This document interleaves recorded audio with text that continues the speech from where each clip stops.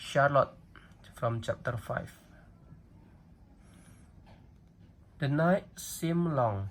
Wilbur's stomach was empty and his mind was full. And when your stomach is empty and your mind is full, it's always hard to sleep. A dozen times during the night, Wilbur walked and stared into the blackness, listening to the sounds and trying to figure out what time it was.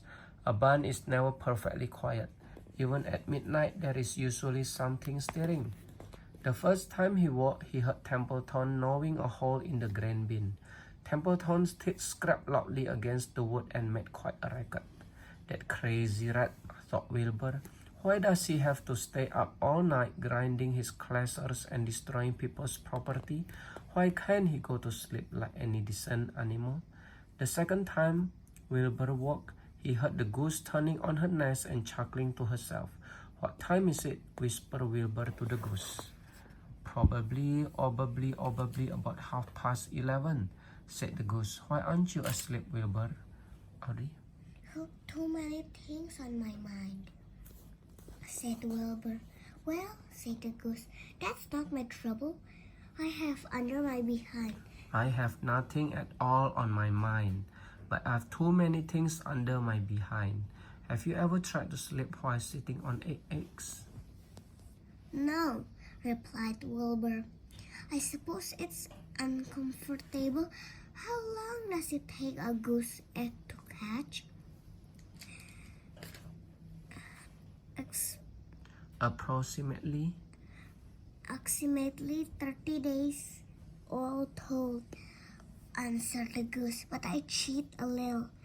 On warm afternoons, I pull a little straw over the eggs and go out for a walk.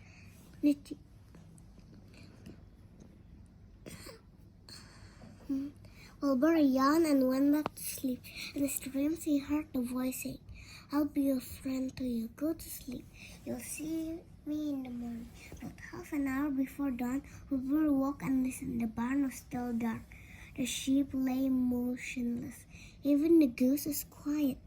Overhead on the main doors, Templeton had... Overhead on the main floor, nothing stirred. The cows were resting, the horses dozed.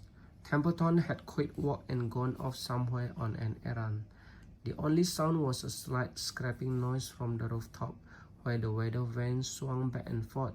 Wilbur loved the barn when it was like this, calm and quiet, waiting for light. Day is almost here, he thought. Through a small window, a faint gleam appeared. One by one, the stars went out. Wilbur could see the goose a few feet away. She sat with head tucked under a wing. Then he could see the sheep and the lambs. The sky lightened.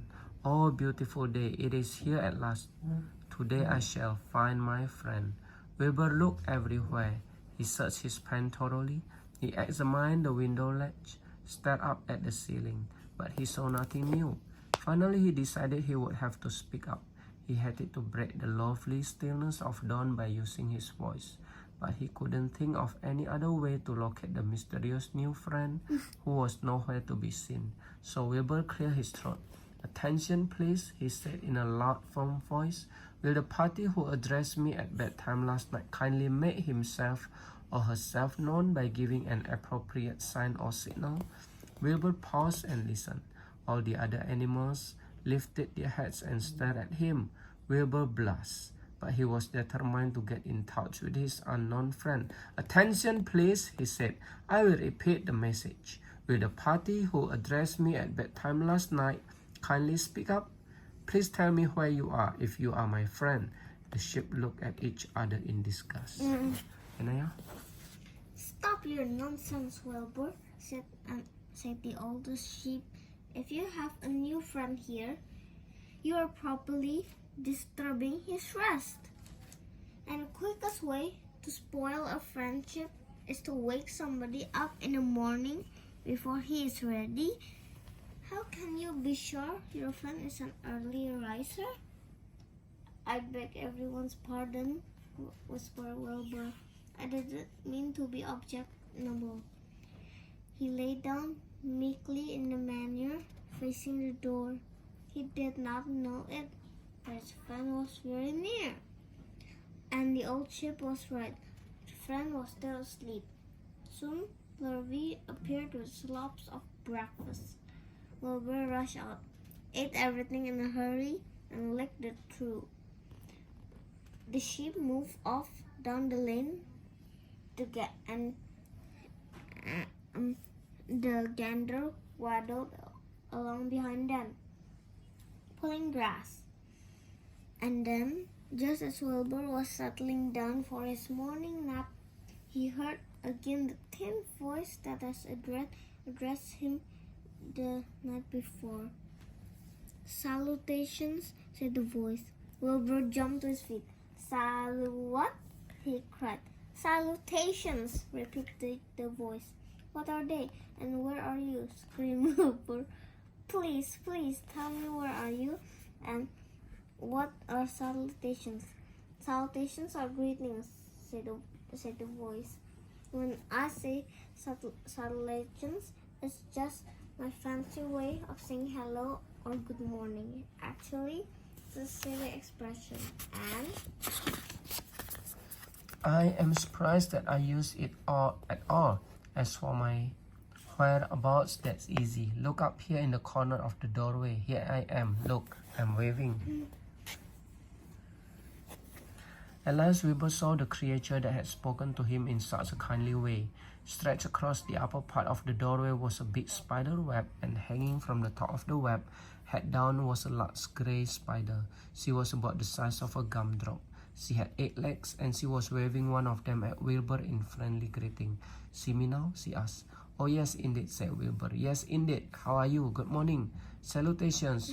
Very pleased to meet you. What is your name, please?" "May I have your name?"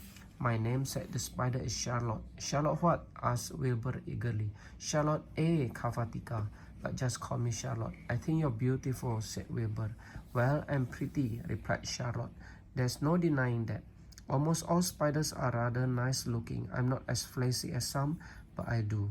I wish I could see you, Wilbur, as clearly as you can see me." "Why can't you?" asked the pig. "I'm right here." "Yes, but I'm nearsighted," replied Charlotte. "I've always been dreadfully nearsighted. It's good in some ways, not so good in others. Watch me wrap up this fly." A fly that had been crawling along Wilbur's throat had flown up and blundered into the lower part of Charlotte's web and was tangled in the sticky threads. The fly was beating its wings furiously, trying to break loose and free itself. "First," said Charlotte, "I dive at him." She plunged headfirst toward the fly. As she dropped, a tiny silken thread unwound from her rear end. Audrey? "Next, I wrap him up." She grabbed the fly, threw a few jets of silk around it, and rolled it over and over, wrapping it so that it couldn't move. Wilbur watched in horror. He could just hardly believe what he was seeing, and although he could detest flies, he was sorry for this one. "There," said Charlotte. "Now I knock him out so he'll be more comfortable." She bit the fly. "He can't feel a thing now," she remarked. "That he'll make a perfect breakfast for me." Audrey? "You mean you eat flies?" gasped Wilbur. "Certainly, flies, bugs, grasshoppers, choice beetles, moths, butterflies, tasty cockroaches, gnats, midges, daddy long-legs, centipedes, mosquitoes, crickets, anything that is careless enough to get caught in my web. I have to live, don't I?" "Why, yes, of course," said Wilbur. "Do they taste good?" "Delicious, of course. I don't really eat them. I drink them. Drink their blood."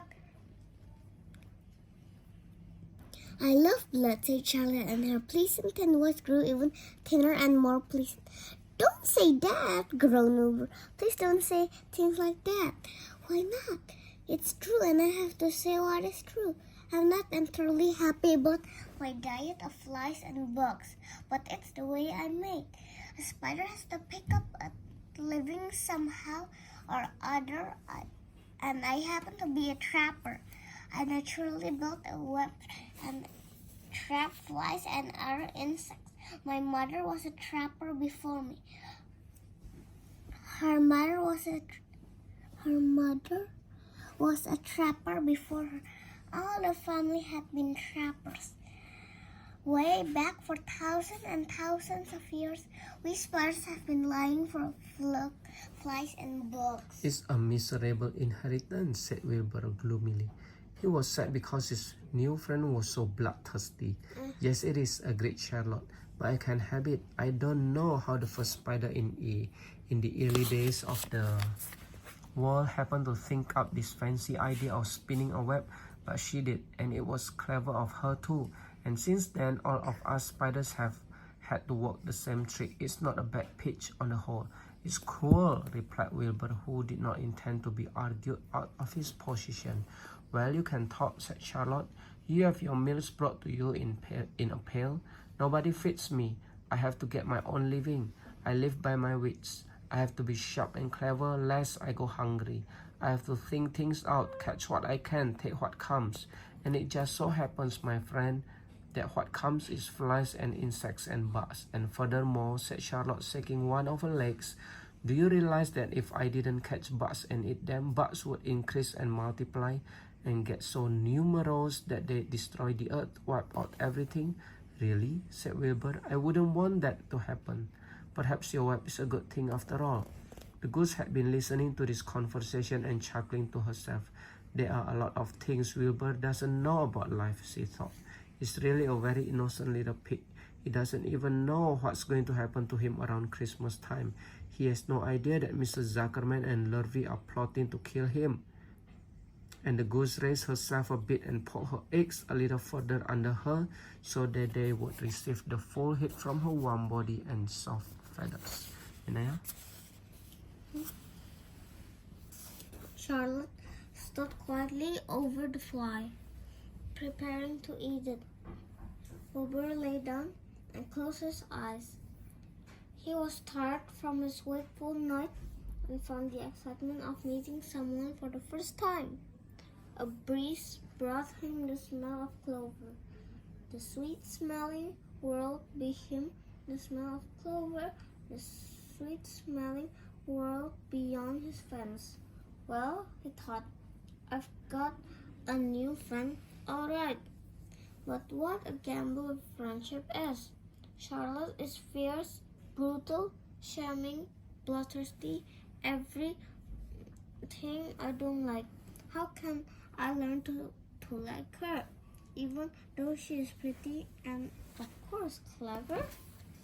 Wilbur was merely suffering the depths of fears that often go with finding a new friend. In good time, he was to discover that he was mistaken about Charlotte. Underneath her rather bold and cruel exterior, she had a kind heart, and she was to prove loyal and true to the very end. Yeah, what's your question?